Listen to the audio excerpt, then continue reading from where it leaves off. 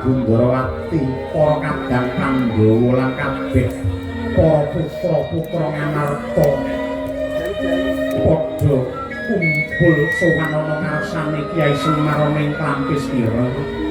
Yektine mung kepengin miterang ingkang kanthi gamblang. Anggone Kyai Semar mbangun kayan nganti werdine kepiye. Kyai Semar lan bangkene nandur mandira ana tengahing desa kuwi yektine maknane kepiye? Paringa dawuh supaya lega kabeh ingkang matamu kene. Ha inggih. Sinuwun Puntadewa, sinuwun Ndarawati, Ndarawati lan sedaya kemawon kalilan kula matur sisih nuwun bumi samudra pangaksami. Bangun kayangan niku tegese bangun jiwa lan bangun raga, ya laire ya batine. Monggo sakmangke sami mawas diri, ngresiki ati nek suci supados sedaya tebih saking bilahi. Lah, ingkang angka kalih kula nandur wit ringin mboten kok pengin ngembari adeke negara Ngamarta niku babar pisan mboten, ning niku nemu perlambang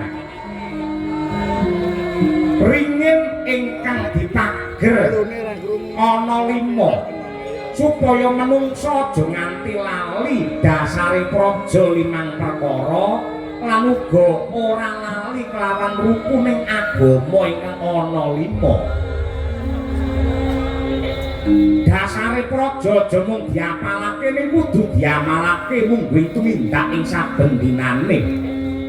Wit ringin niku simbole kasantosan.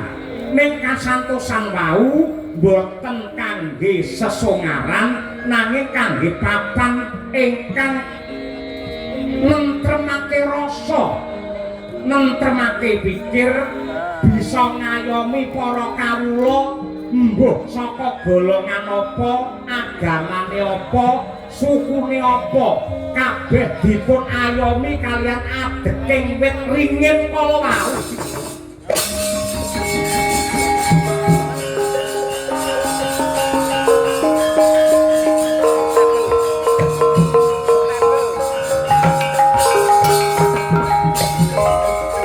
Padang tetrawangan Penggalih Ranata Agung Ngamarta Sri